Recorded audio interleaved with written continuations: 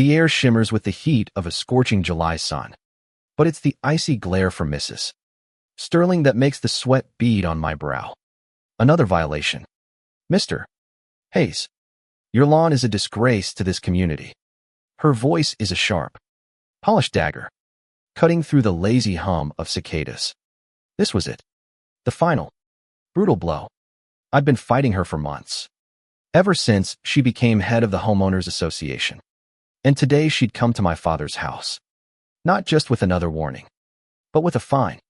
My father, a man who built this house with his own hands, stood by my side, his once strong frame now trembling slightly. I could hear the faint, sickening buzz of the weed whacker next door. A pristine, almost sterile lawn. Mrs. Sterling, our neighborhood's self-appointed queen, stood over a small, crooked lettered sign in the grass. We have standards. Mr. Hayes, this is a mess. We've all seen it. I looked at the little handmade sign. My father's attempt to sell the lemonade we'd been making. A mess. My father cleared his throat. A dry, raspy sound. It's just lemonade. Karen. He called her by her first name. A small act of defiance. She stiffened. A flicker of something ugly in her eyes. It's a commercial enterprise. And it's a violation of Rule 7b. Subsection 3. Unlicensed vendors. Then came the number. A low, guttural growl from her throat. $100. 000 fine for cumulative violations. The words hung in the air. Heavy and absurd. My heart stopped. 100,000. For a crooked sign and a few plastic cups. The world tilted on its axis. And I felt my father's hand squeeze my arm. A silent plea for calm. This wasn't just about a fine. It was about her. She hated him. And by extension, me. My father. The kind, gentle man who had built this neighborhood from the ground up. Was a thorn in her side because he didn't follow her ridiculous, arbitrary rules. $100,000 was a death sentence for a retired man. My hands clenched into fists. The plastic cup I was holding crushing in my grip. A sharp, cracking sound echoed in the sudden silence. How could someone be so petty? How could they wield such power without a shred of humanity? My chest tightened. A knot of pure, unadulterated rage. I couldn't just stand there and let this happen. I couldn't. I wouldn't. That night, the anger simmered into a cold, hard resolve. I sat at my laptop. A half-eaten pizza on the coffee table and the numbers from the fine notice swimming before my eyes. My father had retired as a successful real estate investor, and the fine was a direct hit to his modest retirement fund. This wasn't just a fine. It was an act of war. As I delved into the HOA's bylaws, I found a loophole, a tiny, almost invisible crack in her perfect facade. The HOA could only levy fines on property owners. The real key, the true power, lay with the developer, the original architect of the neighborhood. The company my father founded and sold years ago. The developer had retained the right to veto any HOA decision, and the right to buy back any property put up for sale within the neighborhood. A dormant power, a forgotten legacy. My father, with a sad sigh, had told me he'd sold the company years ago, but he kept the details close to his chest. But he also taught me everything he knew. The pieces started clicking into place. The company that bought his was a shell corporation, a front for something bigger, something unexpected. My father had given me a look, a cryptic smile. There's a lot you don't know, son. It was then that I made a decision. A crazy, desperate, beautiful decision. I pulled up my financial records. I had my savings, my own successful tech startup, and a network of equally successful friends. I could do this. My laptop screen glowed with the cold, hard numbers of my revenge. A week later, the storm broke. Mrs. Sterling was holding one of her weekly socials at her meticulously manicured home. I could hear the tinkling of glasses and the fake laughter from my front porch. A letter arrived in the mail, addressed to the HOA Board of Directors. Inside was a legal notice, a cease and desist order. I watched Mrs. Sterling's face through my living room window as she read it. her smile slowly turning into a horrified grimace. The laughter died down, replaced by a stunned, buzzing silence. I saw her husband, a man who had always cowered in her shadow, snatch the letter from her hand. His face went white. The letter wasn't from me. It was from the developer's company. The company she thought was a defunct, forgotten entity. This was the moment. I walked across the lawn, the cool grass a cushion under my feet, the paper in my hand a weapon. Mrs. Sterling looked up, her eyes wide with shock. What is this? She demanded, her voice shrill. This is a legal document. Mrs.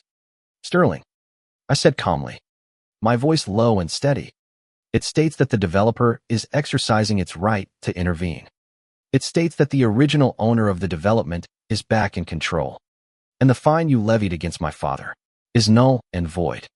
A gasp rippled through the small crowd. Mrs. Sterling laughed. A harsh, brittle sound. You. Don't be ridiculous. That company is gone. Sold years ago. And that's when the second twist hit. The one I hadn't even planned for.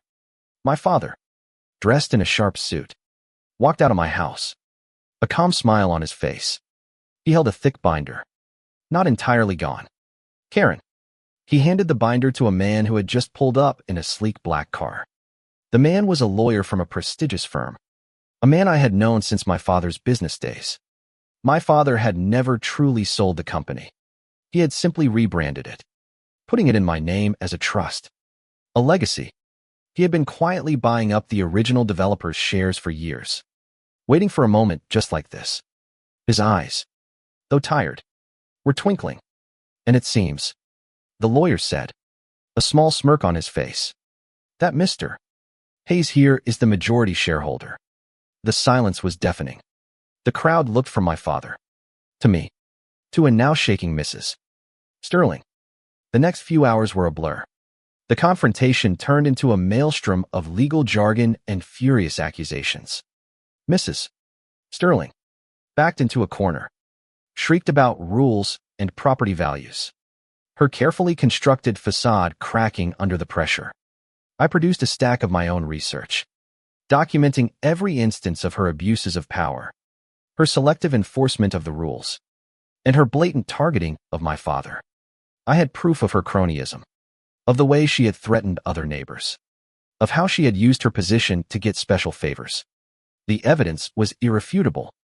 My father, now standing tall, calmly explained the truth. He had been a silent partner, watching her tear apart the community he had built. He had waited, bided his time, until she went too far. And with a single, calm nod, he unleashed the final blow. The lawyer, a man who had been a quiet observer, stepped forward. Furthermore, Mrs. Sterling, due to your blatant abuse of power and documented harassment, we have initiated proceedings to have you removed from the board. And as the new majority shareholder, my client, he gestured to me, a proud smile on his face, has decided to exercise the original developer's right to purchase every property in this neighborhood at market value. Of course, the air went out of Mrs. Sterling in a rush. A loud, choked sob escaped her lips. Her world was crumbling, and she was the architect of its destruction. The other neighbors, once her sycophants, now stared at her with a mix of pity and fear. She was alone, completely and utterly alone. Her reign of terror was over.